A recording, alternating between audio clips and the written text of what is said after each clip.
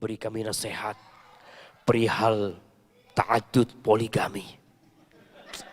Kayaknya kita makan dulu jemaah kalau masalah poligami ini. Antum bisa jadi nggak enak makan sama istri nanti. Kita besok pagi kita bahas poligami. Setuju?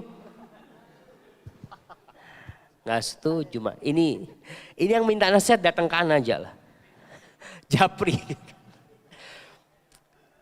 Bagaimana sikap yang harus dilakukan dari sikap suami dan sikap istri? Subhanallah ya. Ana pernah buat kajian di Jakarta, di Blok M situ. Waktu itu yang jadi pembawa acaranya tuh ada di situ tuh, Fani itu.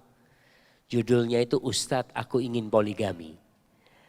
Jadi mungkin bisa dirujuk di sana. Karena bicara poligami ini, kalau setengah-setengah ada yang sakit hati. Kalau setengah-setengah nanti ana dikirain belain ibu-ibu. Nanti ada bapak-bapak, ibu-ibu merasa Ustadz ini belain bapak-bapak. Karena pada hakikatnya dua insan ini memiliki hukum yang berbeda. Hukum yang seharusnya dilakukan oleh seorang wanita dan hukum yang seharusnya dilakukan oleh seorang laki.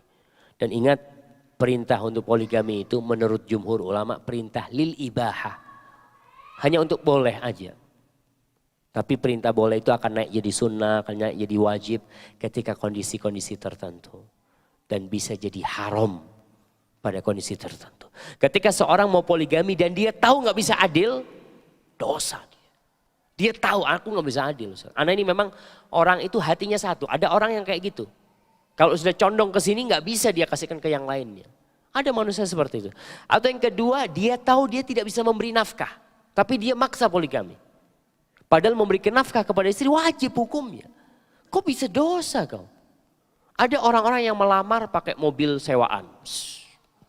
Assalamualaikum. Masya Allah, Fortuner naikannya Masya Allah. Padahal nyewa dia. Hati-hati jamaah. Maka ada beberapa hukumnya. Dan ibu-ibu ketika terjadi poligami sama suaminya. Satu yang perlu dikatakan. Qadarullah wa masya'afa'al. Itu takdir Allah dan Allah berbuat sekehendak Allah. Kenapa? Coba ibu pikirkan. Kenapa kok bukan istri tetanggaan yang kok bukan suami tetanggaan yang poligami? Kok suami anak? Itulah yang namanya takdir. Mungkin kalau kita bisa nentukan, ya mungkin fulan aja yang poligami, yang lainnya jangan poligami. Tapi kita ini hamba. Tadi kita bicara, kita ini hamba Allah SWT. Kita berjalan mengikuti garis takdir kita. Dan ingat, hidup di dunia cuma sementara.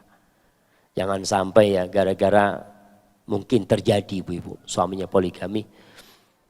Akhirnya ibu-ibu memilih untuk berpisah. Boleh, para ulama mengatakan seorang istri itu minta cerai apabila alasannya syar'i. Ketika dia dizolimi, ketika dia ditinggalin. Karena ada suami-suami yang ninggalin istri tua, kata dia udah tua lah, aduh, udah gak berguna kata dia.